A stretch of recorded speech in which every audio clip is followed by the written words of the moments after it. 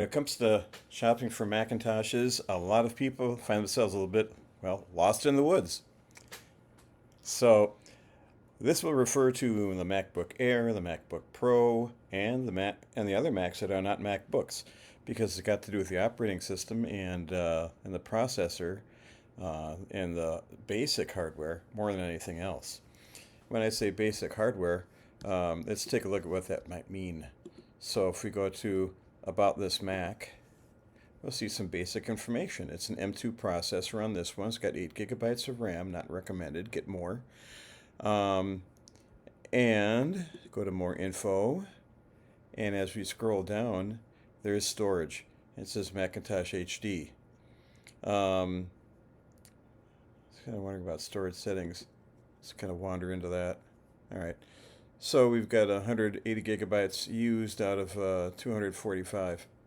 Oh, now we're looking at iCloud. I'm not going to store in iCloud. I don't want to start being charged for it. So that's how you know what the RAM is, right here, and the hard drive, as we have seen.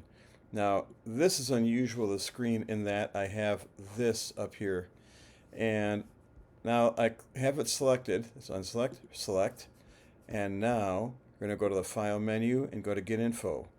And you'll see there's a shortcut here that's called Command I, and I'll get to that in a minute too.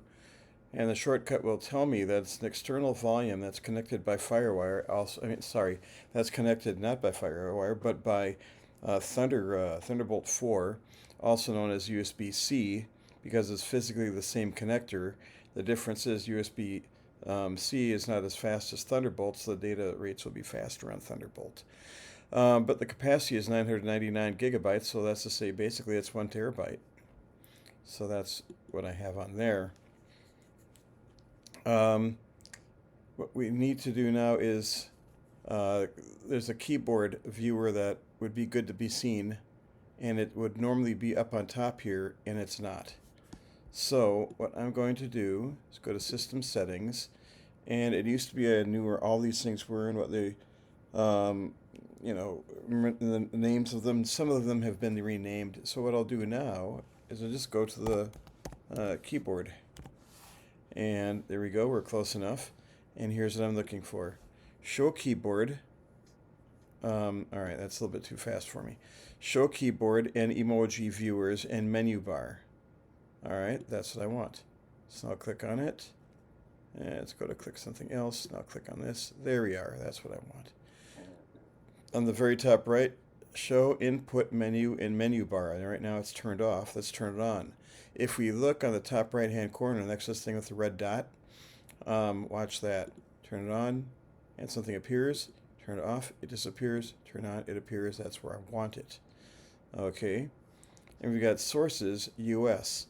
And what we can actually do, by the way, just for fun, is we can add all sorts of different languages, like something very foreign like British or Australian, things like that. But there's a whole lot of other, that's actually more the keyboard layout. But we can do Estonian, Finnish, German, all sorts of stuff. What do we have here? Icelandic, and of course Inuktitut, yeah. One thing that I don't see, sometimes you'll see things interesting. I'll look for that another time. And now that that's done, we'll just hit the done button. Clicked on that. And I'm going to click on the red button here.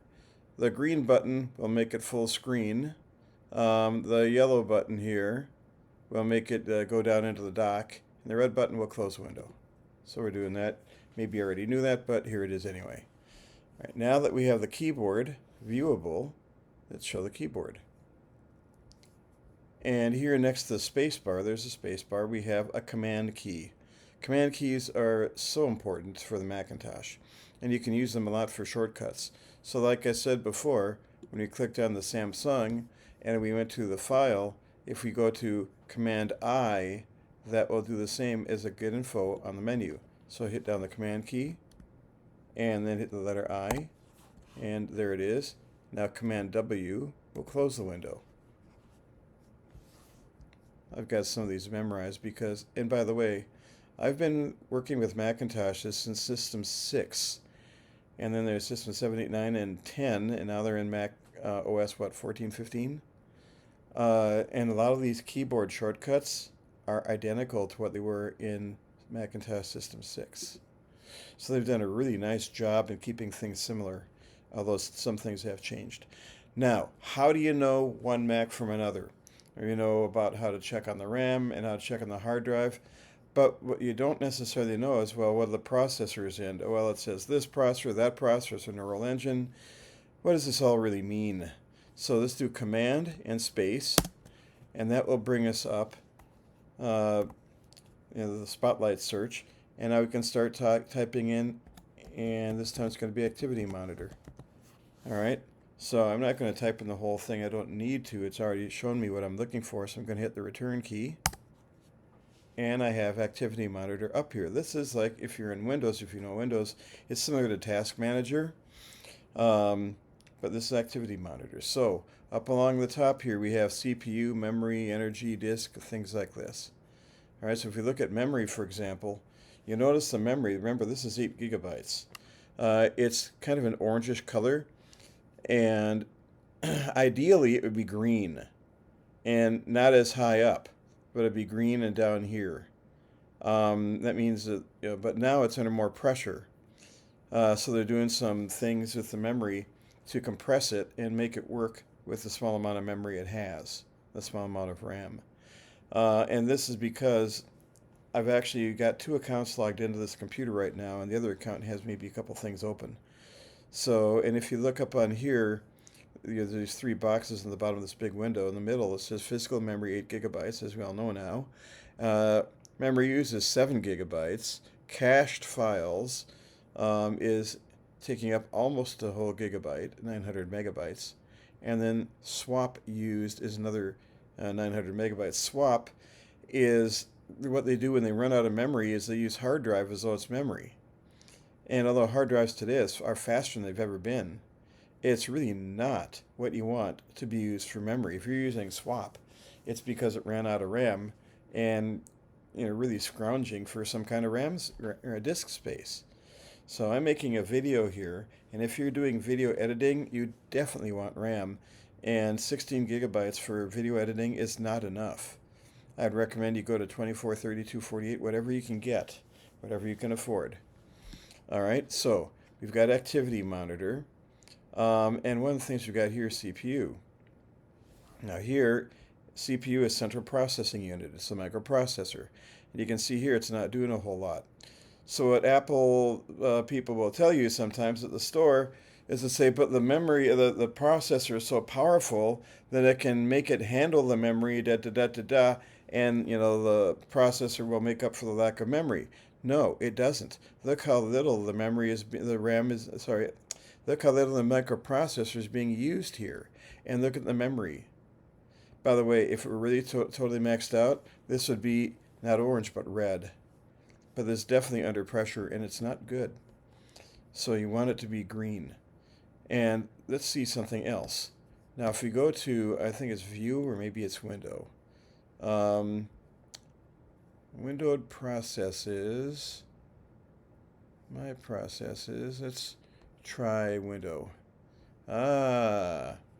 CPU history. Let's look at that. This is Command 3, by the way, if you want to do it in a shortcut.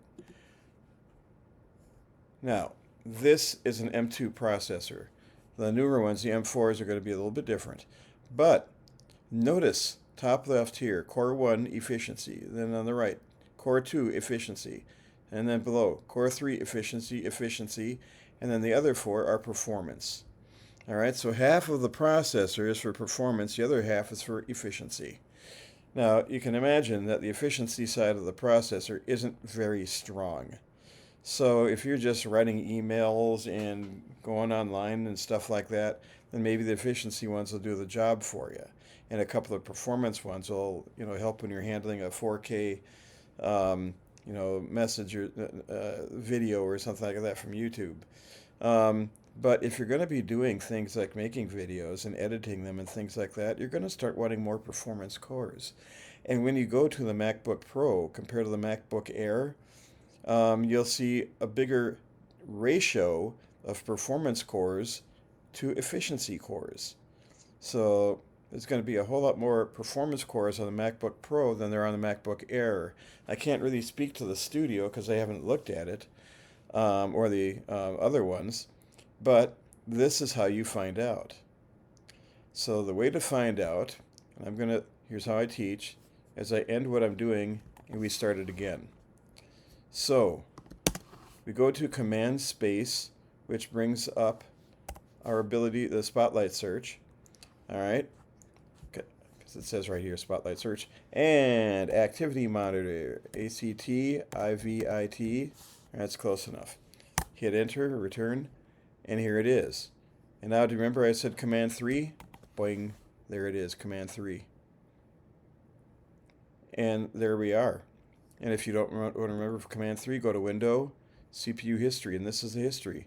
And the reason it says history, by the way, is here's the usage on the far right, and it shows it and continues to show it, and then it shows more current usage, more on the right, and the older usage is on the left. So this is the history. Just for fun, let's take a look at CPU usage, and there it is. This is currently what's being done on the CPU. Okay, looks almost like my battery in a hybrid car. So that is how you can distinguish the processors, and when you know the processors and the RAM and the hard drive, now you truly know the capabilities of a computer. One of the things they're going to try and tell you is that this Macintosh RAM is equivalent to a greater amount of RAM on a PC, and there may be something to that. And maybe before I start, what happens is every microprocessor has a bit of memory inside of it, and just outside the memory, the central core of the processor itself it'll have something called level 2 cache, and it's a caching between the microprocessor and everything else in the computer, so it keeps the processor constantly busy and doesn't make you wait. And sometimes they'll have something called level 3 cache, which is just one more step further away from the processor. And in level 3 would be between that and the main memory on a PC. It's my thinking right now, I may be wrong, that the so-called unified memory on Apple's computers is like level 3 cache.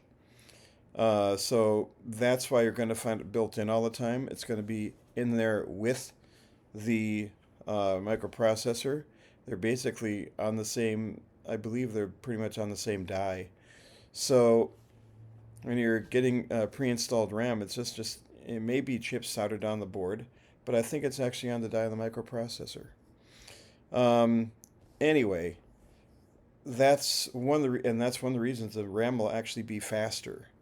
And Apple has been leading edge in a lot of things over the decades, so it wouldn't be surprising if they actually did that. Anyway, now you know how to do this, and with that in mind, maybe you won't be quite so lost in the woods next time you go to the Apple store or wherever it is you go to look at a computer. And when you go there, just remember, hit Command Space and start looking for Activity Monitor. Once you're in Spotlight search there, ACT, oops, not Y, AC, yeah. Wow, even when you spell it wrong, it gives you a clue. And, this won't come up. This came up because I left it there from last time when I quit it. And again, go to Window and go to CPU History, and off you go. And by the way, GPU History is graphic processor, so that shows the built-in graphics and how much they're being used. So how important are the built-in graphics?